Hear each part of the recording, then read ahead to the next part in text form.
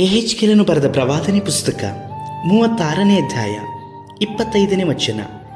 ನಾನು ನಿಮ್ಮ ಮೇಲೆ ನಿರ್ಮಲೋದಕವನ್ನು ಪ್ರೋಕ್ಷಿಸಲು ನೀವು ನಿರ್ಮಲರಾಗುವಿರಿ. ನಿಮ್ಮ ಸಮಸ್ತ ವಿಗ್ರಹಗಳಿಂದಲೂ ಸಕಲ ವಿಧವಾದ ಒಲಸಿನಿಂದಲೂ ನಿಮ್ಮನ್ನು ಶುದ್ಧಿ ಮಾಡುವೆನು. ಕರ್ತನಲ್ಲಿರುವ ಪ್ರೀತಿಯ ದೇವಜನರೇ, ದೇವರಾಗಿರುವಂಥ ಯೇಸು ಕರ್ತನ ನಾಮದಲ್ಲಿ ಈ ಮುಂಜಾನೆ ವೇಳೆಯಲ್ಲಿ ನಿಮ್ಮನ್ನು ವಂದಿಸುತ್ತೇನೆ. ಈ ಮುಂಜಾನೆ ವೇಳೆಯೂ ಸಹ ಕರ್ತನು ನಿಮ್ಮ ಕೂಡ ಮಾತನಾಡುವವರಾಗಿ ಇದ್ದಾರೆ. ನಿಮ್ಮ ಮನಸ್ಸೊಲ್ಲುವಿಕೆಗಳು ಮಾತ್ರವಲ್ಲದೆ ಇಚ್ಛೆಗಳಿಂದಾಗಿ ಪ್ರೇರೇಪಿಸಲ್ಪಟ್ಟು ಪಾಪವದಲ್ಲಿ ನೀವು ಸಿಲುಕಿಕೊಂಡಿದ್ದೀರಾ? ಈ ಲೋಕದಲ್ಲಿರುವಂತಹ ಎಷ್ಟೋ ವಿಧವಾದಂಥ ಕೆಡುಕಿನ ಕಾರ್ಯಗಳು ನಮ್ಮ ಜೀವಿತದಲ್ಲಿ ನಮ್ಮನ್ನು ಹೊಲೆಯಾಗಿ ನಿಲ್ಲುವ ಹಾಗೆಯೂ ನಾವು ಬೆತ್ತಲೆ ಆಗಿಸುವುದಕ್ಕಾಗಿಯೂ ಪ್ರಯತ್ನಿಸ್ತಲೇ ಇರ್ತವೆ. ಸೈತಾನನು ಅನೇಕ ಆಶಾಪಾಶಗಳನ್ನು ನಮ್ಮಲ್ಲಿ ಇಡಲ್ಪಟ್ಟು ನಾವು ದೇವರಿಗೆ ಹತ್ತಿರವಾಗದ ಹಾಗೆ ಪಾಪದ ಮೇಲೆ ಪಾಪವನ್ನು ಮಾಡುವ ಹಾಗೆ ಪ್ರೇರೇಪಿಸಿ ನಿಮ್ಮ ಮನಸ್ಸಾಕ್ಷಿ ಸಹ ನಿಮ್ಮನ್ನು ಚುಚ್ಚುವ ಹಾಗೆಯೂ ಹಂಗಿಸುವ ಹಾಗೆಯೂ ಮಾಡಲ್ಪಟ್ಟು ನಿಲ್ಲಿಸುವಂಥದ್ದೇ ಸೈತಾನನ ದೊಡ್ಡ ಯೋಜನೆಯಾಗಿದೆ. ಇದೆಲ್ಲದರ ನಿಮಿತ್ತವಾಗಿಯೂ ಸಹ ನೀವು ಕರ್ತನನ್ನು ಮರೆತು ಬಿಟ್ಟು ಜೀವಿಸುವುದಾದರೆ ನಿಮಗೆ ಪಾಪ ಪರಿಹಾರವಾಗುವಂಥದ್ದು ಎಲ್ಲಿ ಇದೆ?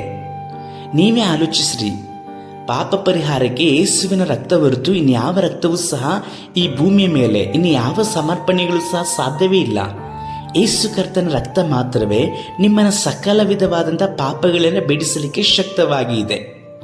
ಕೆಲವೊಂದು ಸಮಯದಲ್ಲಿ ನೀವು ಬೀಳುತ್ತಾ ನಡೆಯುತ್ತಾ ಇರಬಹುದು, ಆದರೆ ನೀವು ಸಂಪೂರ್ಣವಾಗಿ ಬೀಳಲಿಕ್ಕೆ ಕರ್ತನೆ ಬಿಡುವುದಿಲ್ಲ. ಆದರೆ ನೀವು ಮಾಡಬೇಕಾಗಿರುವಂಥದ್ದು ಇಷ್ಟೇ: ಕರ್ತನ ಸಮ್ಮುಖದಲ್ಲಿ ನಿಮ್ಮನ್ನು ಮನಪೂರ್ವಕವಾಗಿ ಒಪ್ಪಿಸಿಕೊಡ್ರಿ. ನಿಮ್ಮ ಬಲಹೀನ ಸ್ಥಿತಿಗಳನ್ನು ದೇವರ ಸಮೀಪಕ್ಕೆ ತನ್ನಿರಿ.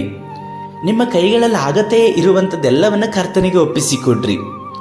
ಯೇಸು ಕರ್ತನು ನಮಗೆ ಆಗದೇ ಇರುವಂಥ ಯಾವ ಕಾರ್ಯಗಳನ್ನು ಸಹ ಮಾಡು ಎಂಬುದಾಗಿ ಹೇಳಿ ಅನುಮತಿಸೋದಿಲ್ಲ. ಈಗ ಪಾಪವನ್ನು ನಿಮ್ಮ ಕೈಯಲ್ಲಿ ಜಯಿಸಲಿಕ್ಕೆ ಸಾಧ್ಯವಾಗ್ತಾ ಇಲ್ವಾ? ಯೇಸುವಿನ ಮೇಲೆ ನಂಬಿಕೆ ಇಡ್ರಿ. ನಿಮ್ಮ ಪಾಪಗಳನ್ನು ಆರೈಕೆ ಮಾಡಿ ಒಪ್ಪಿಸಿಕೊಡ್ರಿ. ನಿಶ್ಚಯವಾಗಿ ಆತನು ನಿಮ್ಮನ್ನು ನಿರ್ಮಲ ಮಾಡುವವರಾಗಿ ಇದ್ದಾರೆ. ಪರಿಶುದ್ಧ ಗ್ರಂಥದಲ್ಲಿ ದೇವರಾಗಿರುವಂಥ ಕರ್ತನ ಅದನ್ನೇ ಹೇಳ್ತಾ ಇದ್ದಾರೆ. ಪದೇ ಪದೇ ನೀವು ಬಿದ್ದಂಥ ಕಾರ್ಯಗಳಲ್ಲಿ ಬೀಳುವಂಥದ್ದು ಸಹ, ಪದೇ ಪದೇ ನೀವು ದೇವರಿಗಿಂತ ಹೆಚ್ಚಾಗಿ ಬೇರೆ ವಿಧವಾದಂಥದ್ದನ್ನು ಹೆಚ್ಚು ನೀವು ಅನುಸರಿಸುವಂಥದ್ದು ಸಹ ವಿಗ್ರಹಾರಾಧನೆಗೆ ಸಮಾನವಾಗಿದೆ.